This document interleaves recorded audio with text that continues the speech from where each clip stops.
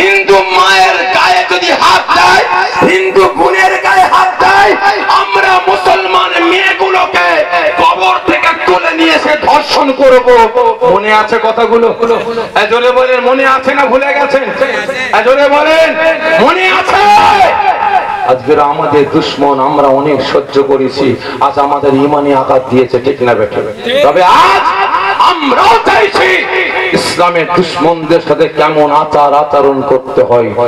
আপনাদের কাছে বলবো, ইসলামের দুশ্মনরা যখন আপনার গ্রামে গ্রামে আসবে না, পাড়ায় পাড়ায় আসবে না, আপনারা আপনাদের ব্যবহারটা একটু ভালো করে দেখিয়ে দেবেন।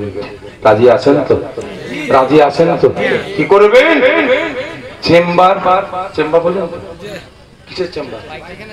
হ্যাঁ, পায়খানা চেম্বার আর মুড়ো ঝাঁটা ছেড়ে, মুড়ো ঝাঁটা চেম্বারে চুয়াবেন, হাতে করে নেবেন। আর ওই সমস্ত ইসলামের দুশ্মন যে নেতাগুলো আছে, খেঁদারে তারা কাটাবেন। রাজি আছেন তো? রাজি আছেন তো? ভাই অনেক সহ্য করেছি, অনেক সহ্য করেছি। ইসলাম বলেছে মুসলমান তোরা আগে হামলা করবি না। মারছে সবর কর, এই গালে মেরেছে এই গালটা পেটে দে, এই গালে চল মেরেছে এই গালটা পেটে দে, এই গালে মার খা। মারছে সবর কর, মারছে সবর কর। কিছু হটতে হটতে যখন তো পিঠটা দেয়ালে ঠেকে যাবে, তখন নাচারে, কি বললো? নাচারে।